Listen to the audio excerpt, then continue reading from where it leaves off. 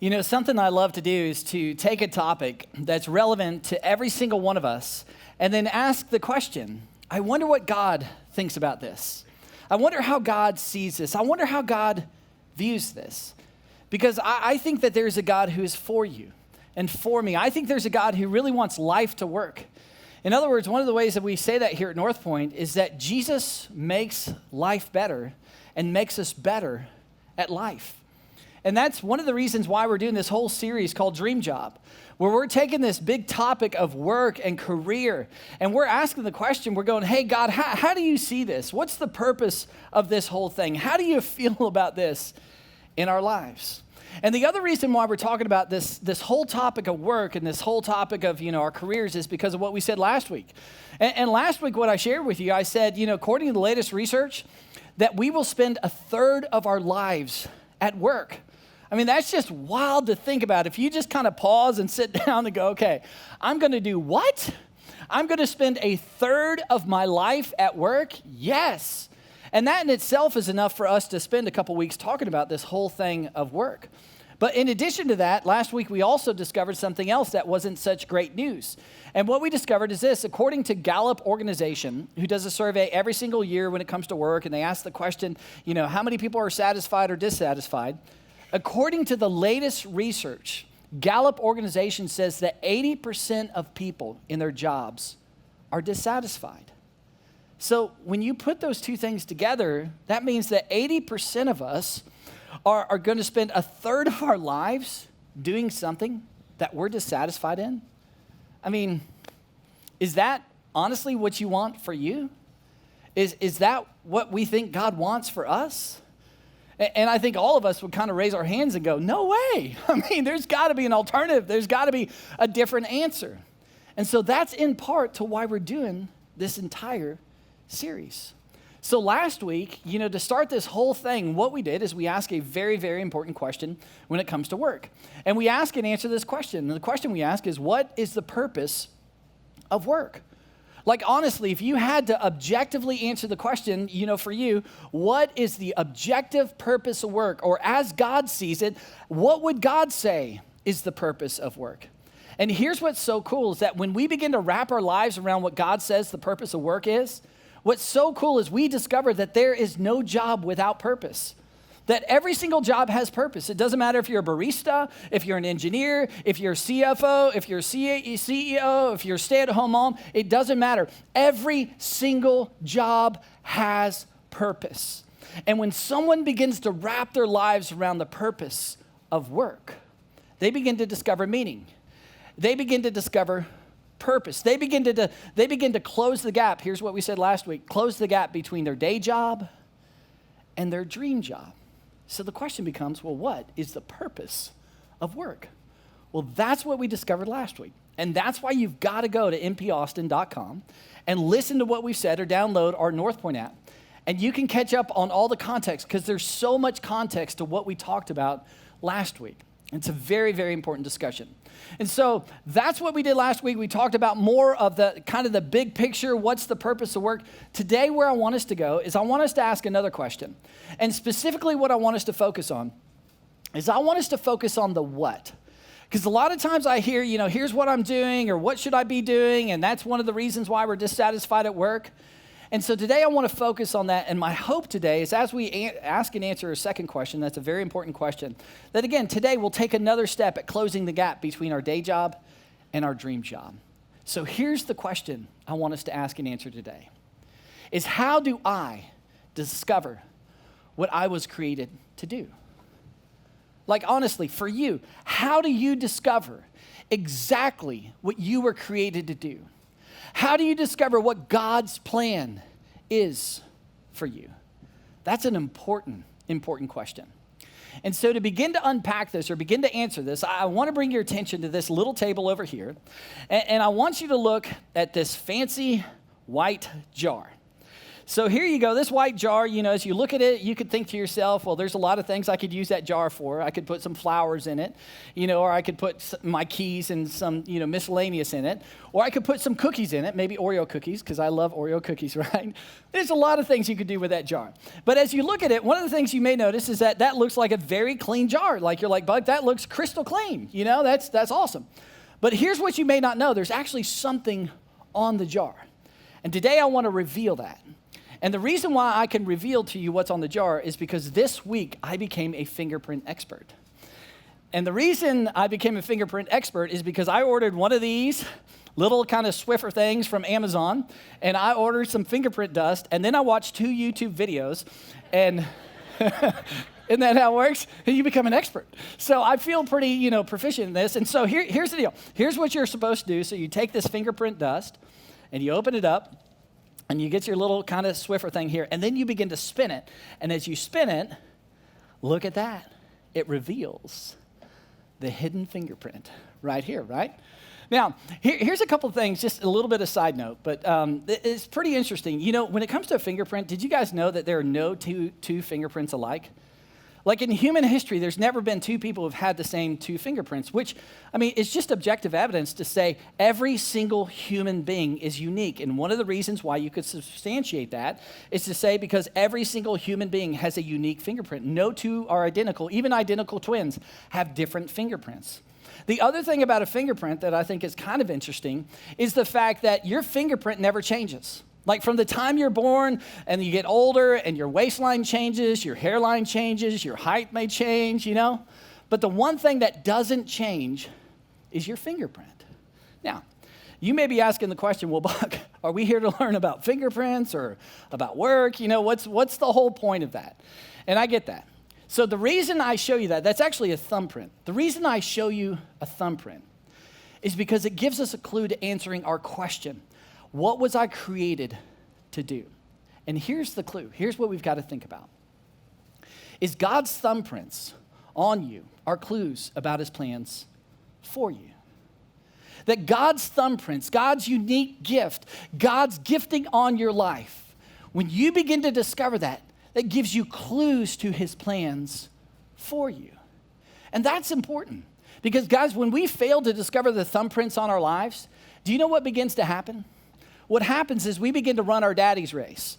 Here's what's important to dad. I'm trying to make dad proud. Dad, do you see me now? Are you proud of me now? And we begin to pursue careers because of our father. Or we begin to pursue careers because of our mom. Mama's got to be happy. Got to make mama happy. If I do this, mama's going to be happy. Or we begin to pursue careers because of what we look over here. And we begin to, compare. Look at him. Look at her. Look at what they're doing. Look at how much money they're making. Oh, look at their title. Look at what they get. Look at their freedoms. And we begin to run someone else's race in our life. And then what happens is you get in your late 20s, maybe 30s, 40s, 50s, and you wake up one day and you go, is this it? Really? Is this it? Is this all there is? Isn't there something better? Isn't there something more meaningful? Isn't there something more significant? And the answer to that question is yes, there is. And today, collectively, I want us to discover that. But to discover what that is, to discover something better, we've got to first understand what God's thumbprints are on our lives. So how do we do that? Well, today what I want us to do is I want us to hear from a mentor and a mentee. And the mentor's name is Paul. Maybe you've heard him referred to as the Apostle Paul or Saint Paul. In fact, if you were here last week, we talked a little bit about Paul, and I talked about the fact that he was a businessman. He was a brilliant, highly educated guy. He most likely was a wealthy individual. He was in charge of lots of different people. So in other words, how do you lead teams? How do you empower people? All that kind of stuff. That's Paul. He's the mentor. And then he had a mentee, and his mentee's name is Timothy. And Timothy would travel with Paul as a first century missionary. Timothy would learn under Paul's kind of leadership and guidance. And eventually, Timothy went on to start a church. And what's interesting, and something you may not know about Timothy, is according to most theologians, people would say that Timothy actually started the largest church in the first century. And he was extraordinarily young. And he faced all kinds of pressures because he had such a large church and he was a young guy. And so Paul continued to mentor Timothy. And he did this from a distance. And the way he did this is he would write letters to Timothy. And he'd talk about different aspects about the church, or about life, or about leadership. And, he wrote 2 letters, 1st and 2nd Timothy. They're great, great mentor kind of letters. And in these letters, he gives us insight into how to discover God's thumbprints on our lives. And here's what Paul says to Timothy. Here we go. Let's jump in. He says this: Timothy, do not neglect your gift, which was given you through the prophecy when the body of elders laid their hands on you. In other words, here's all he's saying here. He's saying, Timothy, you have a unique gift. You have the thumbprints of God on your life. And you remember that time where the elders, the leaders kind of the church came around you and we put our hands on you, which symbolically said, we affirm that gift in you. We see it in you. We're affirming it in your life. You remember that moment? Yeah, Paul. Timothy, don't neglect that gift. Don't lose sight of that gift. Don't lose the awareness of that unique thumbprint on your life. And that's important. And the reason why I think that's so important for us to pay attention to is because oftentimes I'll have a conversation that goes something like this. I'll sit down with somebody and they'll say, hey, Buck, I wanted to connect and just talk about my job and talk about my career. And, I'm just frustrated. Here's the situation with my boss, and here's the situation with my culture and with my company, or with my compensation, or with my satisfaction in work. And so, I'll hear that and I get it, because work can be hard. I mean, there's frustrating moments. There's bad bosses. There's bad cultures. There's unfair and unethical business practices that happen. And we get the ripple effect of that sometimes. So I'll hear that and I'll be like, man, I get that. I'm with you. But oftentimes I'll respond something like this. I'll say, so let me just ask, what are you good at? What are you uniquely good at? What are you passionate about? Like, what do you love doing? And then I'll say, have you ever taken an assessment? Have you ever really discovered maybe a 360 review and really discovered your unique objective gifts that God's given you? And I'm telling you guys, 80% of the time or more, what I hear is something like, well, I'm kind of good at this, I'm kind of good. And then I'll pause them and I say, no, objectively, have you ever done some sort of assessment to where you absolutely know what you are gifted with? 80% of the time I hear it. Well, no. And here's what's so ironic to me. What's ironic is that, specifically more to men, is that most men will spend more time on fantasy football, discovering their players, studying the different strategies and teams, than they will discovering their God-given gifts. Now, guys, I'm not trying to be hard or critical or, against fantasy football. I like it. In fact, I'm in 3 leagues and I got to get my sons around me to go, hey, which one do I, I'm into all that stuff. But here's what you've got to think about. I just don't think we're going to stand before God one day and our Heavenly Father's going to look at us and go, or look at me and go, Buck, why in the world did you pick Baker Mayfield over Dak Prescott? What were you thinking with that? I just don't think he's going to go there. I think God's going to go, Buck, I gave you unique gifts. I've entrusted you as a steward with these thumbprints. What'd you do with those? How'd you handle those? How were you a steward with those?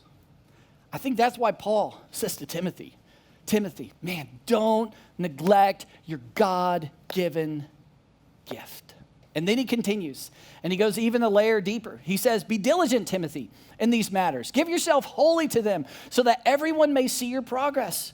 That word diligent in the Greek, because this was originally written in Greek, literally means be intentional. Do the work. This is not going to be, just a piece of cake to discover all this stuff. You got to persevere, get on it. Be intentional to discover that God-given gift. Grow that gift that God's given in you. And then he says this idea to be holy, give yourself wholly to them. That's the idea of don't jump outside the lanes of your gift. Like, this is what God's given you. Why you keep trying to jump out here and, do this thing or pursue this thing because maybe there's an interest or maybe your dad's voice keeps playing in your head or whatever it is. Man, stay focused on the gift God's given you.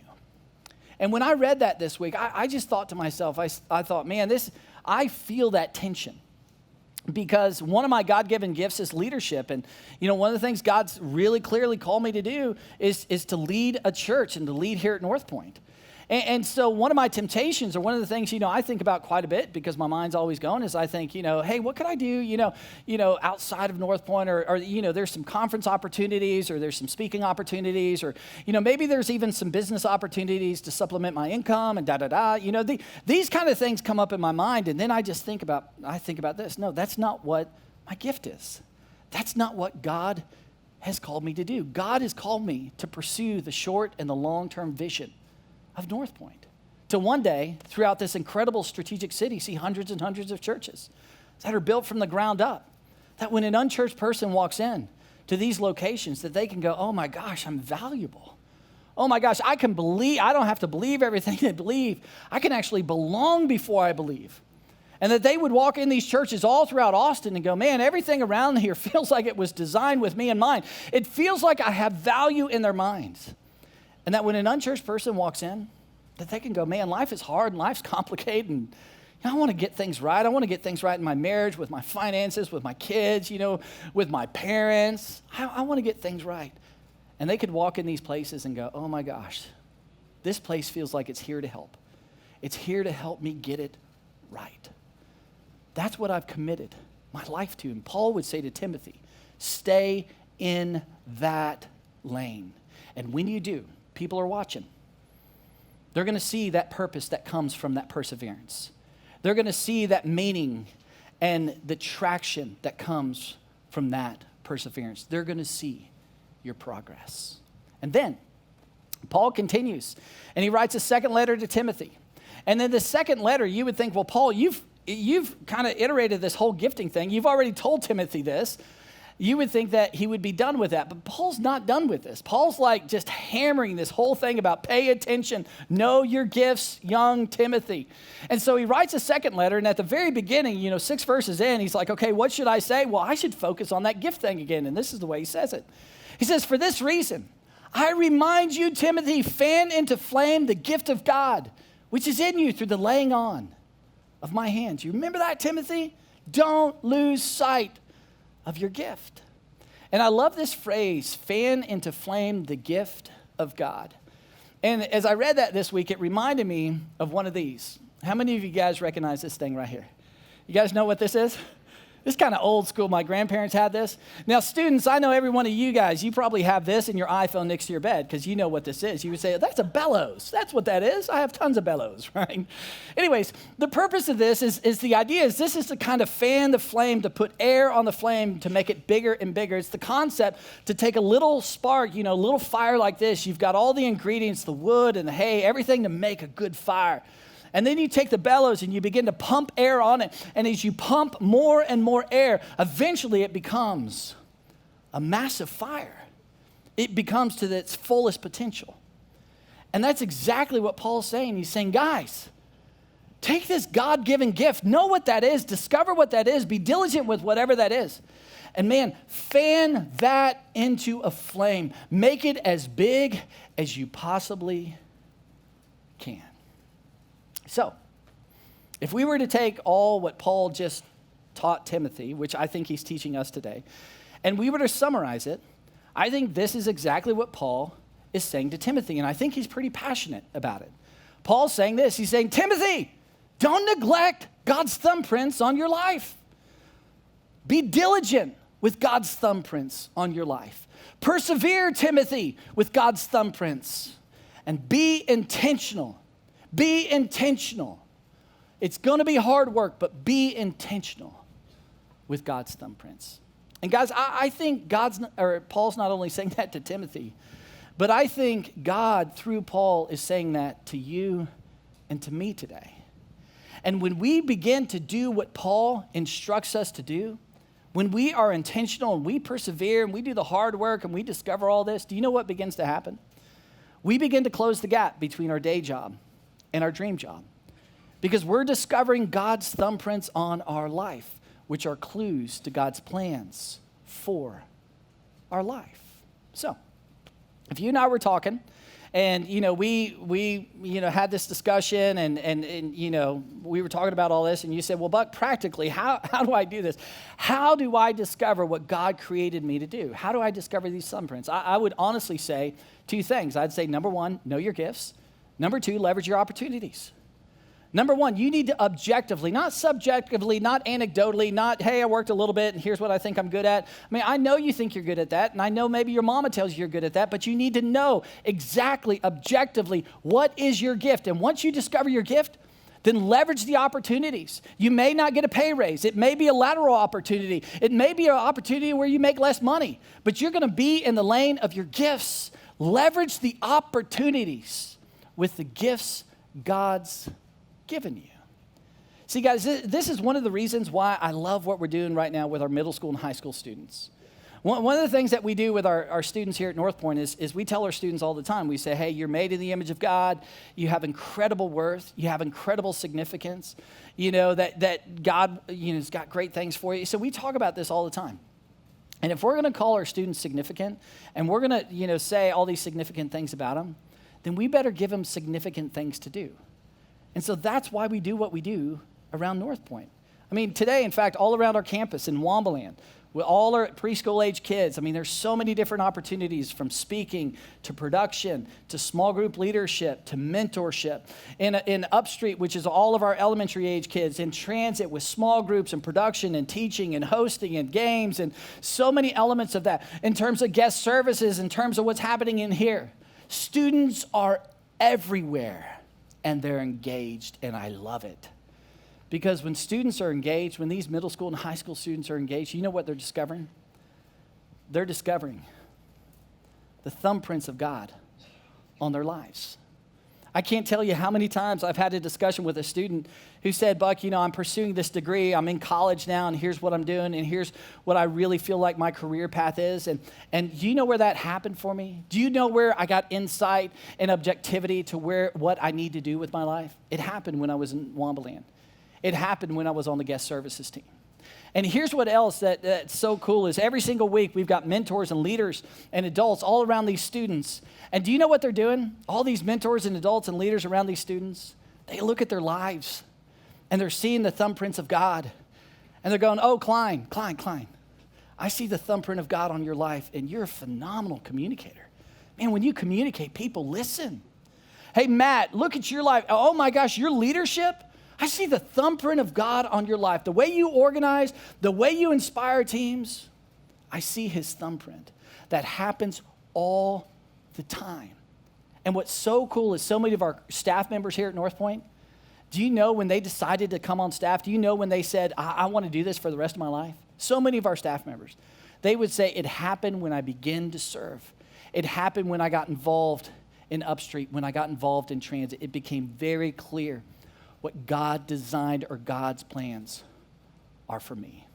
It's not only clear for our students, but it's also clear for you. It's one of the reasons why I say, man, we've got to get involved and we've got to serve. And not only here at North Point, if you're like, hey, I'm not going to serve here at North Point, that's fine. You can serve somewhere else. But when you serve, when you get engaged, it's one of the ways you begin to discover God's thumbprints on your life. Another way that you can discover God's thumbprints, if you and I were just talking, you were like, okay, Buck, that's great, but what else? What's another way? Not the way, but a way to discover God's thumbprints. Here's what I would say. What I would challenge you with is to pick 5 friends, and these are 5 friends that are honest. These are 5 friends that have been on the other side of you, who know your strengths, who know your weaknesses, who love you enough to tell you what's true about you. And with these 5 friends, I would email or text them this question. What unique skills do you see in me? Hey, when you're on the other side of me, what unique skills over the last week, over the last month, over the last couple of years do you see specifically in me? Sometimes this could be a scary question, because this question, really opens the door to affirmation. It opens the door to say, hey, I want to confirm, yes, here's your gift, and you're going, I thought that was it.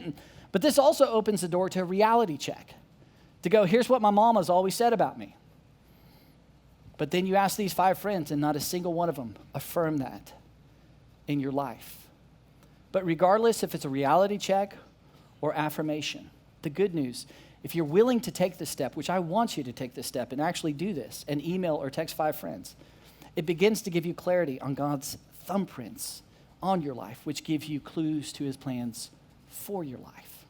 The other thing that I would say to do to begin to discover this is to go to mpaustin.com/dreamjob. Now, we want to come alongside you. So anytime we do a series or anytime we're talking about something, one of my jobs and our jobs is to go, hey, we want to help. We want to come alongside and help us discover those unique God-given things in our life. So if you go here, there's a bunch of great resources on what we're talking about in this series.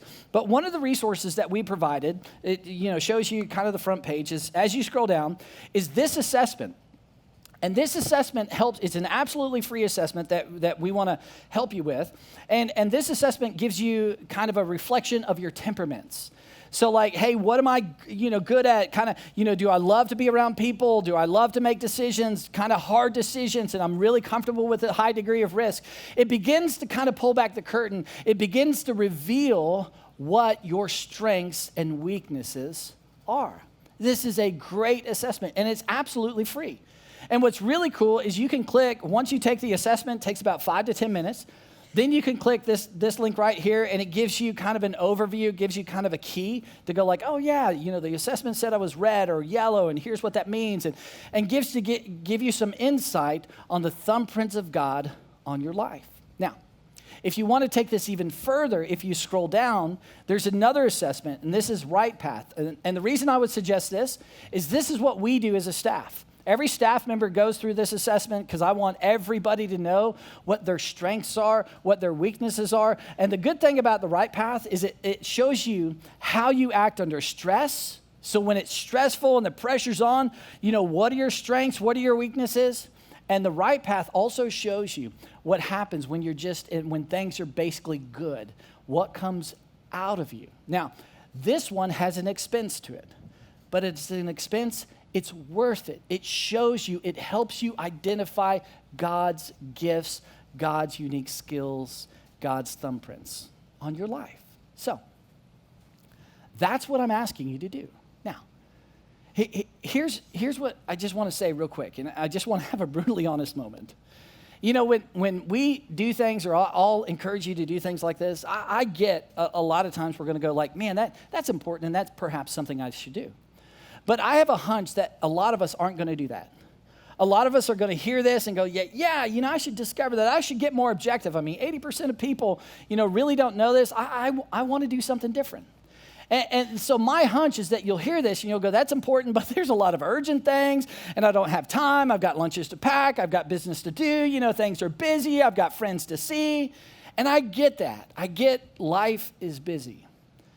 But can I just kind of push on you a little bit? Can I maybe get a little bit critical and cause a little bit of tension? Here's the deal, guys. If you're not willing to do like this assessment or anything like this to kind of take some steps to discover God's thumbprints on your life, then can I be so bold to say then you actually forfeit the right to complain about your job any longer? And guys, I get jobs are tough. I get there are stressful days. But if we're not going to do anything to discover the gifts God's given us in our life and our strengths, I think we end up forfeiting the right to complain about our jobs. Maybe think of it this way.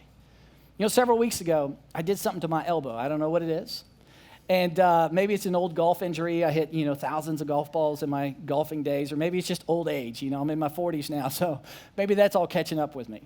But my elbow, there's some things, it's, sharp pains, and then, it's waking me up at night and all this kind of stuff. And so if I shared that with you 2 weeks ago, and we were just having coffee, and I said, hey, there's this stuff with my elbow, you would look at me and you'd go, well, Buck, man, I'm sorry about that. Like, that sucks, and waking up at night and the whole thing. But hey, here's what I would suggest. One of the best things you could do is go to the doctor. If it's at that point, you probably need to go to the doctor. Now, if I responded to you and said, oh, yeah, that's good advice, that's important, but I'm just going to be a man.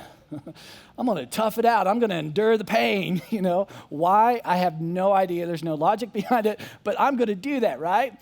You're like, okay, you can do that. I get that, right? But then the next day we sit down and have coffee. And I go, oh, my elbow. And then the next day I sit down and we have coffee. Oh, my elbow.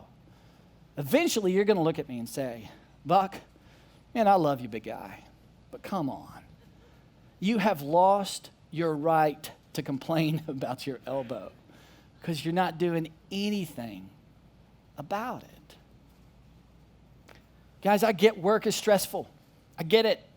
I shared last week I worked at Dell for 10 years. I felt the highs and lows, and I've been in this role for 10 years, and I love what I get to do, but let me just tell you, there are some very difficult days. There are some very difficult seasons.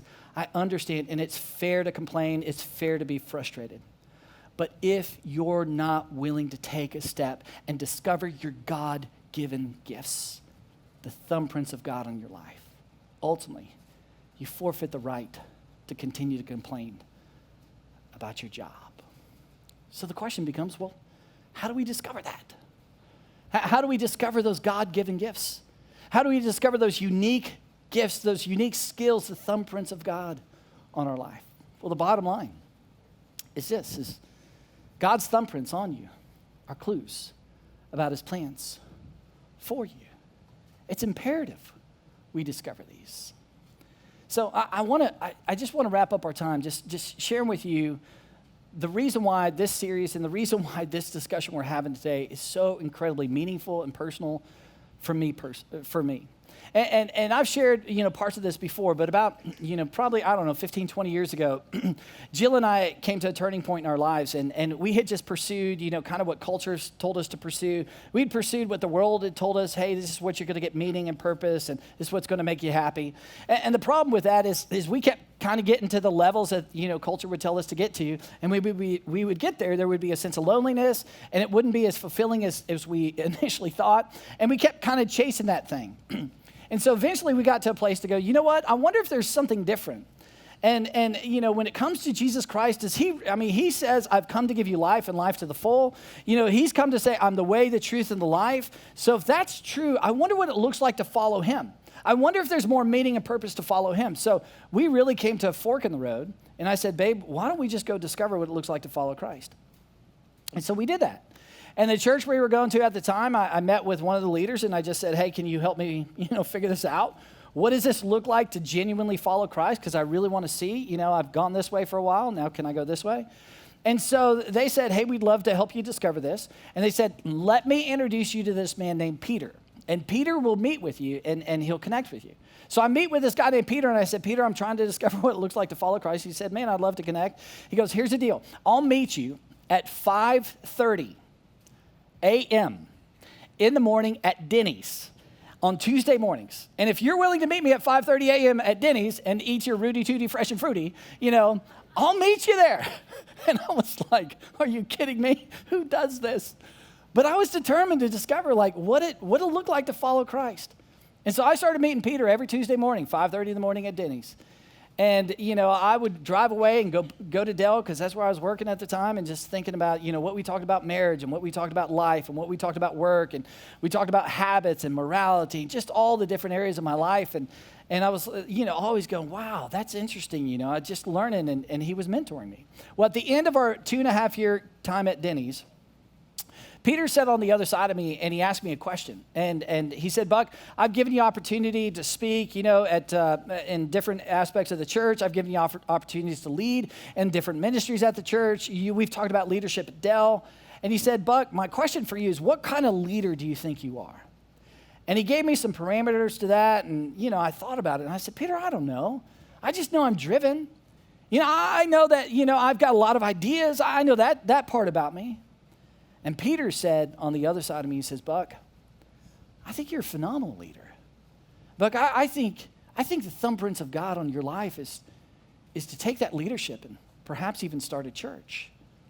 That's the first time I heard that. I was like, what? Dell is just fine. I'm making good money. I got a good career path I can see in front of me. But I remember I got in my car that morning after he and I spoke at Denny's. And I was driving to Dell, and I kept thinking, start a church? Peter, that's what you see in me? That's the thumbprints you see in me? And I didn't go to work that day and resign and tell my boss, I found the calling of God. I didn't do that.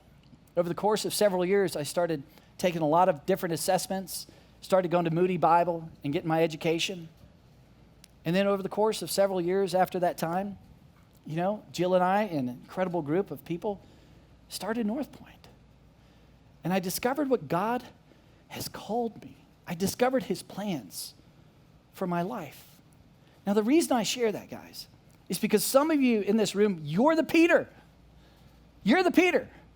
There's somebody on the other side of you that you see their life. You see the thumbprints of God. You see what the unique skills. And perhaps your role is just to, grab their shoulders in a very gentle and respectful way and look at them and just affirm, just to say, I want to let you know, I see the thumbprints of God on your life. I see the thumbprints of God when it comes to your skills here. I see this unique quality in your life. For some of you, you're the Peter. I think for all of us, though, at the end of the day, if we're going to discover what God created us to do, if we're going to discover the what I do has so much fulfillment, what I do brings purpose, what I do brings meaning. If we're going to discover and get objective with the what, then we first must discover the thumbprints of God on our lives. And I'm telling you, when we do, it closes the gap between our day job and our dream job. When we do, it begins to give us clarity on God's plans for our life. And when we do, it prepares us for that day. That day we stand before our Heavenly Father. And his conversation isn't about fantasy football, but the conversation will be about your unique gifts. And God's going to ask you, what'd you do with that thumbprint? What'd you do with that thumbprint? And today, because of the decisions we make, we are preparing for that day to go, oh God, let me tell you, with this thumbprint, let me tell you what I did and what happened with that. That was awesome. Let me tell you with this thumbprint what I did, and I trusted you, and here's what happened. And then that day we will hear the words from our Heavenly Father. Well done, good and faithful servant. The bottom line, God's thumbprints on you are clues about his plans for you. Let me pray for us. God, thank you for this day. Thank you for your grace and your love. And Father, my request to you is that you would motivate us, that you would encourage us, that you would meet all of us where we're at and help us take a step to discover your thumbprints on our life. I trust you with that. In Jesus' name, amen. Guys, thanks so much for being here. I'll see you next week.